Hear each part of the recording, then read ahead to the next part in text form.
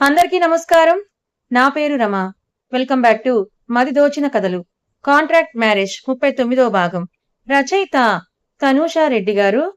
మరి ఈ రోజు ఎపిసోడ్లో ఆయిషీ అయాజ్ల మధ్య ఎలాంటి సన్నివేశాలు చోటు చేసుకోబోతున్నాయో చూద్దాం. ఆఫీస్ కాలని అబద్ధం చెప్పిన అయాజ్ ఆయిషీ పడుకోగానే లైట్స్ ఆఫ్ చేసి వెనుక నుండి హత్తుకుని కళ్ళు మూసుకున్నాడు. అయాజ్ వైపు తిరిగిన ఆయిషీ, ఎందుకు కోపంగా ఉన్నావు అయాజ్ అని అడిగింది. నేను కోపంగా ఉన్నానని నీకెలా తెలిసింది ఆయిషీ? నీ బ్రీత్ నార్మల్ గా లేదు mister Khan. I can feel you. నేను పూర్తిగా చదివేసిన నాకు నీ గురించి తెలియక ఇంకెవరికి తెలుస్తుందని అయాస్ చెంప మీద అరచెయ్యి నుంచింది ఆయిషీ. ఆయిషీ చేతిని కిస్ చేసిన అయాస్ ఆయిషీ గుండెల మీద తలపెట్టుకుని బాడీ బరువు బెడ్ మీద వదిలేసి ఆమె చేతిని తన తలలో ఉంచుకున్నాడు. బద్ధకంగా కళ్ళు తెరిచిన అభయ్ తనకెదురుగా కాలు మీద కాలేసుకుని కూర్చున్న అయాస్ కనిపిస్తే కళ్ళు మూయబోయి అయాస్ సీరియస్ గా చూసిన చూపుకి పైకి లేచి కూర్చుంటాడు. డ్రెస్ అప్ అయ్యిరా అని హాల్లోకి అయాస్ వెళ్లిపోతే మేఘ వెళ్లిపోయిందని కన్ఫర్మ్ చేసుకుని షార్ట్ టీషర్ట్ వేసుకుని హాల్లోకి నడిచాడు అభయ్. తండ్రి కూడా అక్కడే కనిపిస్తే మీరేంటి నా ఫ్లాట్ లో అని అంటాడు అభయ్. నువ్వు సక్రమంగా ఉండుంటే నాకు ఈ తిప్పలు వచ్చుండేది కాదురా. ఒక అమాయకురాల జీవితం నాశనం చేసి ఏమీ పట్టనట్టు ఎలా తిరుగుతున్నావు అభయ్? నిన్ను చూస్తుంటే అసహ్యం వేస్తోందిరా అని ఆవేశంగా అన్నారు అమరేంద్ర గారు. డాడ్ ప్లీజ్, పొద్దునే మీ లెక్చర్లు వినే ఇంట్రెస్ట్ అసలు లేదని విసుగ్గా అంటాడు అభయ్. అభయ్నే సీరియస్ గా చూస్తున్న అయాస్, అంకుల్ మీరు వెళ్ళండి, నేను వీరితో మాట్లాడాలి. పార్కింగ్ దగ్గర వెయిట్ చేయండి, 10 minutes లో వస్తానని అన్నాడు అయాస్. అభయ్ను చిరాగ్గా చూస్తూ ఆయన వెళ్ళిపోతే మరుక్షణం అభయ్ కాలర్ పట్టుకుని గోడకు లాక్ చేసిన అయాస్, ఎందుకు చేశావలా అని కోపంగా అడిగాడు. అదే నన్ను రెచ్చగొట్టింది, దాని పొగరు అణచాలని అంటున్న అభయ్ చెంప అయాస్ చేతిలో పగిలితే, ఒక అమ్మాయి లైఫ్ నాశనం చేయడం మగతనం అనుకుంటున్నావరా idiot. Shame on you Abhay. I already told you, Sasikala జోలికి వెళ్తే చంపేస్తానని. బట్ మళ్ళీ తనని హర్ట్ చేస్తూనే ఉన్నావు. నిన్ను చూస్తుంటే ఇక్కడే చంపేయాలని ఉంది, బట్ అంకుల్ కోసం ఆగిపోతున్నానని ఎర్రపడ్డ మొహంతో అంటాడు అయాస్. అయాస్ కోపాన్ని చూసి జడిసి భయపడిన అభయ్, కోర్స్ నేను తప్పు చేశాను, కానీ ఆవేశంలో ఉన్నప్పుడు జరిగిపోయింది. తనకు సారీ చెప్పాను, బట్ తను నా కళ్ళ ముందు ఇంత జరిగిన ఆ సౌరభ్తో కలిసి తిరగడం నాకు అసలు నచ్చలేదు. పైగా అదే అందరూ చూస్తుండగా నన్ను కొట్టింది, అందుకే వార్నింగ్ ఇచ్చానని అన్నాడు అభయ్. రేయ్, అసలే కోపంలో ఉన్నాను, ఇంకా పెంచకు. అసలు నువ్వెవరు తనని సౌరభ్తో మాట్లాడుకు కలవకని చెప్పడానికి? తన లైఫ్ తనిష్టం. నువ్వెలాగైనా నీ నెంబర్ ఆఫ్ గర్ల్ ఫ్రెండ్స్ తో తిరుగు. ఇంకోసారి శశికళను కన్నెత్తి చూసినా తల నరికి నీ ఫ్లాట్ గుమ్మానికే కడతానని అభయ్ను వెనక్కి నెట్టిన అయాస్ టేబుల్ మీదున్న కండోమ్స్ చూసి అసహ్యంగా, అభయ్ను చూసి నువ్వు చేసిన తప్పును అంత ఈజీగా వదిలేస్తానని మాత్రం అనుకోక అభయ్ అని బయటకు వచ్చేశాడు. అభయ్కు అవమానంగా అనిపిస్తుంటే సిగరెట్ వెలిగించి తాగుతూ శశికళ గురించి ఆలోచనలో పడతాడు. ఏమైంది అయాస్? వాడు నోరు తెరిచేవని చెప్పాడా అని ఆశగా అడుగుతారు అమరేంద్ర గారు. వాడు మారతాడు అంకుల్, కానీ దెబ్బ తగిలాల్సింది ఒంటికి కాదు, మనసుకు. నేను చూసుకుంటాను, మీరు టెన్షన్ అవ్వకుండా ఇంటికి వెళ్ళండి అని ఆంటీకి కూడా మీరే చెప్పండి అన్న అయాస్ ప్యాలెస్ కు వెళ్తాడు. ఆయిషీ ఎక్కడమ్మి? గదిలో ఉన్నట్టుంది నాన్న, వెళ్ళు అని నజియా గారంటే బెడ్రూమ్ లోకి నడిచిన అయాస్ కు బెడ్ మీద నిద్రపోతూ కనిపిస్తుంది ఆయిషీ. కంగారుగా దగ్గరికి నడిచిన అయాస్ ఆయిషీ నుదుటి మీద చేయేసి చూస్తాడు. చల్లటి అతని చేతి స్పర్శకు కళ్ళు తెరిచిన ఆయిషీ, మిస్టర్ ఖాన్, ఈ రోజు త్వరగా వచ్చేసావేంటి? కాఫీ తెస్తానని పైకి లేస్తున్న ఆయిషీ భుజాలు పట్టుకుని తిరిగి పడుకోబెట్టిన అయాస్, ఏమైందిరా ఈ టైంలో పడుకున్నావు, పెయిన్ గా ఉందా అని ఆయిషీ పొట్ట మీద అరచేయి నుంచాడు అయాస్. లేదు, కొంచెం అనీజీగా అనిపిస్తుంటే పడుకున్నాను. నువ్వు కంగారు పడక అయాస్, నేను బాగున్నానని పైకి లేచింది ఆయిషీ. ఆయిషీ నుదుటి మీద ప్రేమగా ముద్దిచ్చి అలాగే ఉండిపోయిన అయాస్ కిందకు పైకి కొన్ని రోజులు తిరగకని చెప్పాను కదా ఆయిషీ అని అన్నాడు. నేను బాగున్నాను, నన్ను పేషెంట్ ను చేయకండని నేను కూడా చెప్పాను కదా మిస్టర్ ఖాన్. నవ్విన అయాస్ ఆయిషీ బుగ్గలు లాగి, నీతో మాట్లాడడం కష్టమే బాబు అని దూరం జరిగితే అయాస్ మీద దగ్గర స్మెల్ చూసిన ఆయిషీ, ఏంటి నీ దగ్గర ఒక వియర్డ్ స్మెల్ వస్తోందనంది ఆయిషీ. బయటికి వెళ్ళొచ్చాను ఆయిషీ, ఫ్రెష్ అయి వస్తానని అయాస్ వాష్రూమ్ కి వెళ్తాడు. అతని కోసం డ్రెస్ తీసి పెట్టిన ఆయిషీ కిందకెళ్తే, ఏమైంది ఆయిషీ, ఈ మధ్య నువ్వు దిగులుగా నీరసంగా కనిపిస్తున్నావే, ఎందుకు అని అడుగుతారు నజియా గారు. అదేం లేదత్తయ్యా అని ఆయిషీ అంటే, అదేంటది నా అలా అడుగుతావు? పెళ్ళైన ఆడపిల్ల నీరసంతో ఉందంటే కారణం కడుపుతో ఉందని అర్థం వదినా అని ఇంట్లోకి వస్తూ అంది యశోద. అమ్మా, నిజమే చెప్పాను కదే నేను. అవునా ఆయిషీ, ఎంత మంచి వార్త చెప్పావే అని ఆయిషీకి అమ్మ అత్త ఇద్దరు కలిసి ఊపిరి తీసుకునే గ్యాప్ కూడా ఇవ్వకుండా ముద్దులు పెట్టుకుంటుంటే బయట నుంచి ఇంట్లోకి వచ్చిన జోయా చెవిలో అది పడుతుంది. ఏమైందమ్మమ్మ? మా మమ్మ ఏం చేసిందని నువ్వు దాది కిసెస్ ఇస్తున్నారని జోయా ముద్దుగా అడుగుతుంది. నీకు తమ్ముడొద్దా జోయా బంగారం అని యశోద జోయా బుగ్గలను లాగుతూ సంబరంగా అంటే, ఎన్నో నెల ఇప్పుడు ఆయిషీ అని అడుగుతుంది తల్లి. విసుగ్గా అసహనంగా చూసిన ఆయిషీ, అమ్మా అసలు మాట్లాడిస్తున్నావా నన్ను అని అరుస్తుంది ఆయుషి. పరుగున బెడ్రూంలోకి వెళ్లిన జోయా క్రాప్ తువ్వుకుంటున్న అయాస్ని చూసి డాడీ నాకు తమ్ముడొచ్చే అని అరుస్తుంది. వాట్? ఏమంటున్నావు బేబీ? నిజం డాడీ. కావాలంటే నువ్వురా. మమ్మతో అమ్మమ్మ దాది మాట్లాడుతున్నారని తండ్రి చెయ్యి పట్టుకొని కిందకి లాక్కొని వెళ్తుంది జోయా. కిందకెళ్లిన అయాస్ తల్లి అత్త హంగామా మధ్య కందిపోయిన మొహంతో విసుగ్గా కూర్చున్న ఆయుషిని చూసి ఏం జరుగుతోందమ్మీ అని అడుగుతాడు. అయాస్ను చూసి సంబరంగా అల్లా దయతో మన ఇంట్లో ఇంకో చిన్న బాబు రాబోతున్నాడురా. అయినా ఈ విషయం మా దగ్గర మీ ఇద్దరు ఎందుకు దాచారని నజియా గారు అంటే ఆయుషి రెక్క పట్టుకుని పైకి లేపిన అయాస్ బెడ్రూమ్ లో ఇంపార్టెంట్ ఒక ఫైల్ కనిపించడం లేదు, వెళ్ళి చూడని అంటాడు అయాస్. సీరియస్ గా మారిపోయిన అయాస్ మొహాన్ని చూసి ఇంకేం మాట్లాడకుండా ఆయుషి వెళ్ళిపోతే తను ప్రెగ్నెంట్ అని మీకు చెప్పిందా అమ్మీ అని అడుగుతాడు అయాస్. లేదు అల్లుడు గారు, నీరసంగా కనిపిస్తోంది కదా అందుకే అంటున్న యశోద గారిని విసుగ్గా చూసిన అయాస్, మేము ఇప్పుడే ఇంకో బేబీ వద్దనుకుంటున్నాం అత్తయ్య. జోయా పెద్దదవ్వాలి, అప్పటి వరకు ఇంకో బేబీ వద్దు. ఆయుషి కూడా తను డెలివరీ టైంలో చాలా సఫర్ అయ్యింది, మీకు మీరే ఊహించుకోండి. తను ప్రెగ్నెంట్ కాదని తేల్చి చెప్పిన అయాస్ తప్పుగా అనుకోకండి అత్తయ్య అని అక్కడి నుంచి బెడ్రూమ్కి వెళ్ళిపోతే నజియా గారు యశోద ఒకరి మొహాలు ఒకరు చూసుకుంటారు. ఏంటొదినా ఇద్దరు ఇలాంటి నిర్ణయం తీసుకున్నారని యశోద కాస్త బాధగా అంటే, ఇద్దరు ఈ మధ్యే కదా అన్ని అపార్థాలు అడ్డంకులు తొలగి సంతోషంగా ఉన్నారు. పైగా ఏమంత వయసు అయిపోయింది ఇద్దరికి, మన కాలం కాదుగా ఇప్పుడు అని నవ్వుతూ అంది నజియా. మీలాంటి అత్తగారు ఉండాలి, కోడల్ని వెనకేసుకుని రావడానికని నిట్టూర్చి, నేను ఇంకా వెళ్తాను వదినా, ఆయన వచ్చే టైం అయిందని యశోద అంటే కాఫీ తాగేసి వెళ్ళొదినా అని ఆపుతారు నజియా గారు. మీ చెల్లెలు కూతురు పెళ్లి కదా అని నజియా గారు కదిలిస్తే, అవును వదినా, ఇన్ని రోజులు ఊర్లోనే ఉన్నా నాకు తెలియలేదు, కొన్ని కారణాల వల్ల ఊరొదిలి వచ్చేశారంట వదినా. మాలవిక పెళ్లి అవ్వగానే ఈశ్వరిని మా బావగారిని గెస్ట్ హౌస్ కి షిఫ్ట్ అవ్వమని చెప్పాలనుకుంటున్నాను వదినా. తోడబుట్టిన దానికి ఆ మాత్రం కూడా సాయం చేయకపోతే ఎలా అని యశోద అంది. మంచి నిర్ణయం యశోద అని ఇద్దరు మాటల్లో పడితే ఇటు బెడ్రూమ్ నడిచిన అయాస్ ఆయుషిని చూసి ఫీల్ అయిందేమోనని వెనుక నుంచి హత్తుకొని మెడ మీద ముద్దిచ్చి ముందుకు తిప్పుకున్నాడు. బాధగా ఉంది మిస్టర్ ఖాన్. ఒక్క నిమిషం అత్తయ్య అమ్మ ఎంత హ్యాపీగా ఫీల్ అయ్యారో కదా. భుజం చుట్టూ చేయేసిన అయాస్ ఆయుషి కళ్ళలను తడిని చూస్తూ, మనకు జోయా ఒక్కతే చాలని ముందే చెప్పాను కదా ఆయుషి, ఎక్కువగా ఆలోచించి స్ట్రెస్ పెంచుకోకే, అది నీ హెల్త్ కు మంచిది కాదు ఆయుషి. నీ గురించి ఆలోచనలు నన్ను వదలట్లేదురా. నువ్వు నవ్వుతూ ఉంటే నేను పీస్ఫుల్ గా ఉండగలనని గుండెల కదుముకున్నాడు అయాస్. అయాస్ నడుము చుట్టూ చేతులేసిన ఆయుషి, ఎందుకు నేనంటే ఇంత ప్రేమ నీకు మిస్టర్ ఖాన్? ఏం చేశాను నేను మీకు? నువ్వే నా కోసం చాలా చేశావు. నా కోసం కేరళలో మెయిడ్ అయ్యావని బాధగా బొంగురుపోయిన గొంతుతో అంటుంది ఆయుషి. ఏదైనా చేస్తేనే ప్రేమించడానికి is not a business Ayushi, Tum Mary BV హో. అంతకంటే ముందే నేను మొదటిసారి ఒక అమ్మాయిని చూసి ఆగిపోయాను, అది నువ్వే. నా పాపకు అమ్మీవి. ఈ కారణాలు సరిపోవా నిన్ను ప్రేమించడానికి అని అన్నాడు అయాస్ స్థిరమైన గొంతుతో. అయాస్ ప్రేమ ముందు తన సమస్య చాలా చిన్నదిగా కనిపిస్తోంది ఆయుషికి ఆ క్షణం.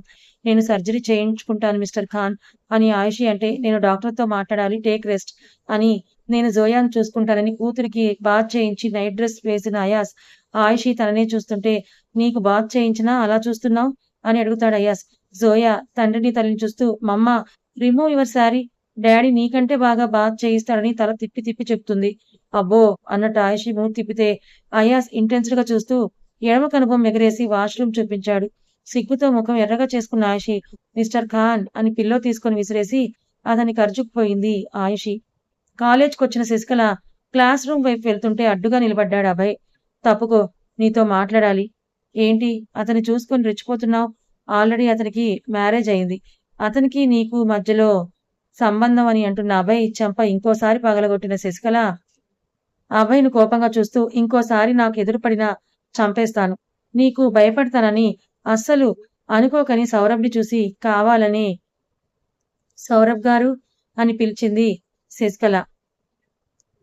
ఏయ్ హాయ్, నీకోసమే కాలేజ్ మొత్తం చూస్తున్నాను, కమ్ శశికళ అని అభయ్ని కోపంగా చూసి ఆమె చేయి పట్టుకున్నాడు సౌరభ్. అది చూసిన అభయ్కు తనలో ఆమె పట్ల కలుగుతున్న పేరు తెలియని ఫీలింగ్ కు పిడికిలు బిగించి వెళ్ళిపోతాడు అభయ్. సౌరభ్ చేతిలో నుండి సున్నితంగా తన చేతిని వెనక్కి తీసుకున్న శశికళ థ్యాంక్స్ అని చెప్పి తన క్లాస్ కు వెళ్తుంటే, అభయ్ అంటే నీకెందుకంత అసహ్యం శశికళ? వాడేమైనా నీతో రూడ్ గా బిహేవ్ చేశాడా?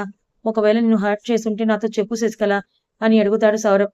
మీకు చెప్పే చనువు మన మధ్య లేదని నేను అనుకుంటున్నాను సౌరభ్ గారు అని శశికళ వెళ్ళిపోతే పెళ్లి చేసుకుంటే చనువుతో పాటు ప్రేమ కూడా వస్తుంది కదా శశి అని ఆరాధనగా ఆమెనే చూస్తూ ఉండిపోతాడు సౌరభ్. పీటల మీద తల ఉంచుకొని కూర్చున్న మాలవిక గారిచ్చిన పంతులు గారిచ్చిన అక్షింతలు గణపతి ప్రతిమపై చల్లితే మరోవైపు అయాస్, ఆయిషి, జోయా, నజియా గారిని తీసుకుని మండపానికి వస్తాడు. లోపలికి రమ్మని భానుచంద్ర గారు, సుశీల మర్యాదలు చేస్తే కాసేపటికే సుధా ఆర్యను బలవంతం చేసి తీసుకొని వస్తుంది. బయట మాలవిక పెళ్లి కొడుకు ఇద్దరూ కలిసి దిగిన ఫోటో పోస్టర్ను చూడగానే ఆర్యకు ఆవేశం పెరిగితే పిడికిలు బిగించి నువ్వు వెళ్ళు మామ్, పెళ్ళయ్యా కాల్ చేయి, డ్రైవర్ వస్తాడని ఆర్య అంటే ఆర్యని చూస్తున్న సుధగారు నిజంగా నీకు మాలవిక అంటే ఇష్టం లేదా ఆర్య? ఎందుకురా ఇంకా నిన్ను నువ్వు మోసం చేసుకుంటున్నావని అడుగుతుంది బాధగా.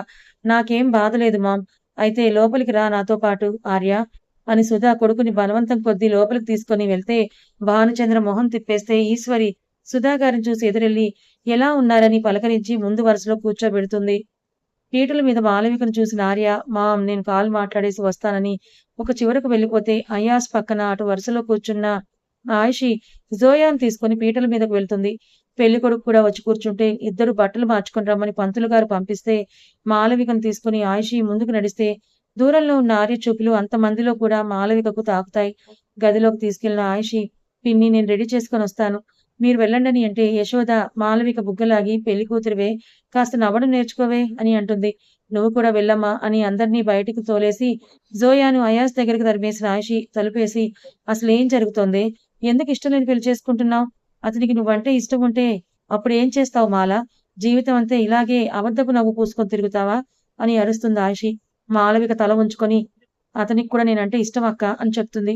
వాట్, మరి ఇంట్లో విషయం చెప్పేయచ్చు, ఇంతవరకు తెచ్చుకుని తప్పు చేశావురా మాల, అతను ఎక్కడ ఉంటాడే, నాకు కనిపిస్తే కడిగి పారేస్తాను, అసలు నిన్ను హర్ట్ చేయడానికి అతనికి ఎలా మనసు వచ్చిందని అరుస్తుంది ఆయిషి. అతను కూడా ఇక్కడే ఉన్నాడక్క. మాల ఏం చెప్తున్నావే, నాకు బుర్ర తిరిగిపోతోంది, కొంపదీసి మీ ఇద్దరు లేచిపోయే ప్లాన్ లో ఉన్నారా? అక్క బెడ్ మీద కూర్చున్న ఆయిషి ఎక్కడున్నాడో నాకు చూపించు, నేను మాట్లాడాలని అంది ఆయిషి. ఇంకెంతసేపే, అవతల పంతులు గారు పిలుస్తున్నారని బయట నుంచి యశోద పిలిస్తే ఇప్పుడే వస్తాను మాల, నేను పిన్ని బాబాయ్తో మాట్లాడాలని ఆయిషి వెళ్ళిపోతే మాలవిక తలుపేసుకుని కొంగుముడిలో దాచుకున్న స్లీపింగ్ పిల్స్ ను చూసి గట్టిగా కళ్ళు మూసి తెరిచి వేసుకుంది. 2 నిమిషాలకే తల తిరుగుతుంటే ఆయిషి ఈశ్వర్ని వెంటబెట్టుకుని వెళ్లి తలుపు కొడుతుంది. ఎంతకీ తలుపు తీయకపోతే ఆయిషిని చూసి యశోద, జయవర్ధన్ గారు కూడా తలుపు దగ్గరే ఆగితే ఏమైందమ్మా అని కంగారుగా వస్తారు తండ్రి భానుచంద్ర గారు. సుధగారి ఆర్యకు కాల్ చేసి విషయం చెప్తే ప్రశాంతంగా ఉన్న పెళ్లి పందిరి అతలాకుతలమవుతుంది. ఎవరికి తోచింది వారు చెవులు కొరుక్కుంటుంటే అయాజ్ మాత్రం ఆవేశంగా వస్తున్న ఆర్యని చూస్తూ కూర్చున్న సోఫా నుంచి కనీసం పైకి లేవడు కూడా. కూతురికి ఐస్ క్రీం తినిపిస్తూ తనకేం సంబంధం లేనట్టుగా కూర్చుంటే అల్లా లోపల ఆ పిల్ల ఏ అఘాయిత్యం చేసుకుంటుందో అని భయంతో అంటారు. అందరినీ దాటుకుని వచ్చిన ఆర్య తలుపు తడుతూ మాలవిక అని పిలిచాడు గంభీరంగా. కంగుమని మోగిన అతని గొంతుకు అందరూ సైలెంట్ అయితే ఆయిషి ఆర్యను చూసి ఆశ్చర్యం, కంగారుతో వెనక్కడుగు వేసింది. వెనక్కడుగేసిన ఆమెకు స్తంభంలా తగిలిన దేహానికి ఆయిషి వెనక్కి తిరిగి చూస్తే అయాస్ ఉంటాడు అక్కడ. పద ఆయిషి, ప్యాలెస్ కు వెళ్దాం, ఈ పెళ్లి జరగదని నాకు ముందే తెలుసు అని అయాజ్ అంటే మిస్టర్ ఖాన్ ఆ ఆర్య ఏంటి ఇక్కడ, అసలు మాలవిక అతనికి ఎలా తెలుసని ఆయిషి అదే ఆశ్చర్యంతో అడిగితే తలుపు విరిగిన శబ్దానికి అటు చూసింది ఆయిషి. బెడ్ మీద పడిపోయిన మాలవికకు ఆయిషి మాలా అని దగ్గరికి వెళ్ళింది. మాలా అని చెంపలు తడుతున్న ఆయిషితో పాటు ఇంట్లో వాళ్ళందరూ ఏమైందో అని భయంగా చూస్తుంటే ఈశ్వరి గారికి ఒళ్ళు చల్లబడిపోతే భానుచంద్ర గారికి గుండె పట్టేస్తుంది నిర్జీవంగా పడిన కూతుర్ని చూసి. ఆయిషిని చూస్తూ ముందుకొచ్చిన ఆర్య హాస్పిటల్ తీసుకెళ్లాలని మాలవికను 2 చేతుల్లోకి తీసుకొని నడిస్తే ఆయిషి కాలి కింద పడిన ఖాళీ స్లీపింగ్ పిల్స్ సీసాను చూసి చేతిలోకి తీసుకుంది. ఆర్య మాలవికను మోసుకొని వస్తుంటే అయాస్ ఏ భావం లేకుండా చూస్తుంటే పెళ్లి కొడుకు నుంచి వందింట్లో ఉన్న అందరూ నోర్లు తెరుచుకొని మరి చూస్తారు. కార్ దగ్గరికి నడిచిన ఆమెను బ్యాక్ సీట్ లో పడుకోబెట్టి స్టీరింగ్ అందుకుంటే వెనకాలే పొలోమంటూ మిగతా ఫ్యామిలీ మెంబర్స్ అందరూ వెళ్తారు. కన్ఫ్యూజన్ లో ఉన్న ఆయిషి చేయి పట్టుకొని పద అని అయాజ్ అంటే నేను అమ్మ వాళ్ళ వెంట హాస్పిటల్కి వెళ్తాను అయాజ్ గారు, నాకు కంగారుగా ఉందని అంటుంది ఆయిషి. తన కూతుర్ని కాపాడిన మాలవిక మీద తనకు కూడా మంచి ఇంప్రెషన్ ఉండడంతో సరే టెన్స్ అవ్వకు Aishi, she will be all right అన్న అయాజ్ ఆయిషిని తీసుకొని హాస్పిటల్ కు వెళ్తే ఐసీయూ బయట చేతుల్ని ఒకటి చేసి నుదుటి కానించుకొని ఆర్య కనిపిస్తే ఏడుస్తున్న ఈశ్వరిని ఓదారుస్తూ సుధగారు, నజియా గారు కనిపిస్తే ఎక్కడో మూల భయంతో కూర్చున్న భానుచంద్ర గారు కనిపిస్తే ఆయనకు ధైర్యం చెప్తూ జయవర్ధన్ గారు కనిపిస్తే ఆయిషి తండ్రి దగ్గరికి వెళ్ళి నాన్న ఇప్పుడు ఎలా ఉందని అడుగుతుంది ఆయిషి. ఆర్యని అక్కడ చూసినందుకు ఆయన కూడా షాక్ తింటే అతనే తీసుకుని వచ్చాడు ఆయిషి, లోపల ట్రీట్మెంట్ జరుగుతోంది, ఇంకా ఏం చెప్పలేదురా అని అంటారు ఆయన. భానుచంద్ర గారు మాత్రం ఆర్యని కోపంగా చూస్తూ కాలర్ పట్టుకొని, ఏం ద్రోహం చేశాం మేము నీకు? ఇదంతా నీ వల్లే దాపురిచ్చింది. అమాయకంగా ఉండే నా కూతుర్ని ప్రేమ అంటూ వేధించి, ఇలా ఈ స్థితికి దాన్ని తీసుకొని వచ్చావని అరుస్తారు కోపంగా ఆయన. ఇష్టం లేని పెళ్లి చేయడం మీ తప్పని ఇంత వయసొచ్చినా మీకు తెలియదా? అని ఆర్య కూడా తగ్గకుండా కోపంగా తన కాలర్ పట్టుకున్నందుకు అరిస్తే, సుధగారు, ఆర్య నేను మాట్లాడతాను, నువ్వు సైలెంట్‌గా ఉండని ఆర్య చేతిని పట్టుకొని భర్తకు రమ్మని మెసేజ్ చేస్తుంది. హాస్పిటల్ ప్రాంగణం మొత్తం వేడిగా మారిపోతే మురళీమోహన్ గారు రీచ్ అవుతారు. పిడికిలి బిగించి ఎర్రటి మొహంతో ఉన్న కొడుకుని చూసి ఏం జరిగిందని ఆయన అడిగితే, నీ కొడుకు వల్లే మా అమ్మాయి ప్రాణాపాయ స్థితిలో ఉందని భానుచంద్ర గారు చెయ్యెత్తుతారు. మా అబ్బాయి మీద చెయ్యేస్తే బావుండదు మీకు అని మురళీమోహన్ గారు అరిస్తే మధ్యలోకి వెళ్ళిన అయాస్ ఆయన చెయ్యిని పట్టుకొని, ఐ నో ఇది మీ ఫ్యామిలీ విషయం, నేను ఇన్వాల్వ్ అవ్వను. వాడిననే ముందు మీ అమ్మాయి మనసులో వీడున్నాడో లేదో తెలుసుకోండని ఆర్యను చూశాడు సీరియస్‌గా. ఆర్య పక్కకు వెళ్ళిపోయి అసహనంగా వెళ్ళిపోతే మురళీమోహన్ గారిని చూస్తూ ఆంటీని తీసుకొని వెళ్ళిపోండనంటాడు అయాస్. ఆర్యను రమ్మని ఆయన పిలిస్తే, లేదు డాడ్, తను కళ్ళు తెరిచే వరకు నేను రాలేను. తను నాకు కావాలని ఆర్య బాధగా, స్థిరంగా అన్నాడు. ముందు అమ్మాయి కోలుకోని భార్య, తర్వాత మాట్లాడదాం. నువ్వంతవరకు కాస్త ఓర్పుగా కోపం తగ్గించుకొని ఉండని సుధా, పద అని భార్యను తీసుకొని వెళ్ళిపోయారు మురళీమోహన్ గారు. అయాస్ చేతిలో ఉన్న జోయ అందర్నీ చూస్తూ, డాడీ మాలాకేమైంది?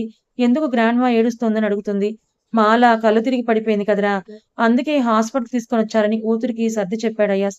తల్లిని చూసి, అమ్మీ ఇంతమంది ఇక్కడ ఉండడం బాగోదు, నువ్వు టాబ్లెట్స్ కూడా వేసుకోవాలి, ప్యాలెస్కి వెళ్దాం పదా అని తల్లిని చూస్తూ అన్న అయాస్ ఆయుషిని కూడా రమ్మని పిలుస్తాడు.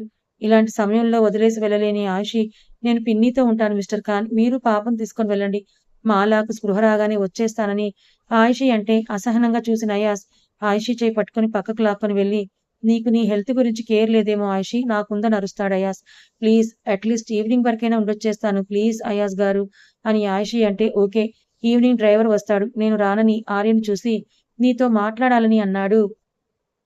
అని కార్డార్ దగ్గరికి నడిస్తే ఆర్యని, నీ వల్లే తను ఇలాంటి డెసిషన్ తీసుకుందని నీకు తెలుసా అని అడుగుతాడు అయాస్. ఆర్య డీప్ బ్రీత్ తీసుకొని, నా తప్పే, చాలా ఆలస్యం చేశాను, ముందే నా ఫీలింగ్స్ నేను తనకు చెప్పుండాలని బాధగా అంటే, రే ఈడియట్, నీ ఒక్క ఎంట్రీ వల్ల ఎంతమంది డిస్టర్బ్ అయ్యారో తెలుసా నీకు అని అరుస్తాడు అయాస్. అప్పటి వరకు బుర్రకు తట్టని అనుమానం ఇప్పుడు కలిగితే, ఆయుషికి మాలవికి ఎలా తెలుసు అయాస్ అని అడిగాడు. సైడ్ స్మైల్ ఇచ్చిన అయాస్, చేసుకున్నోళ్ళకు చేసుకున్నంత అనుభవించు, ఇప్పుడే నీకు అసలైన టార్చర్ స్టార్ట్ అవబోతోంది, ఐఎమ్ ఫుల్లీ సాటిస్ఫైడ్ రా అని జోయానెత్తుకొని కార్ స్టార్ట్ చేస్తే ఆర్య అదే అయోమయంతో చూస్తాడు. నజియా గారిని యశోదను కారెక్కించిన జయవర్ధన్ గారు, నేనుంటాను అయాస్, యూ డోంట్ వరీ అని అంటే, ఆయుషి జాగ్రత్త మావయ్య అని చెప్పి కారును ముందుకు దూకించాడు అయాస్. కాసేపటికి డాక్టర్ బయటకొస్తే, మా అమ్మాయికి ఎలా ఉంది డాక్టర్ అని ఎదురెళ్ళి అడిగారు భానుచంద్ర గారు.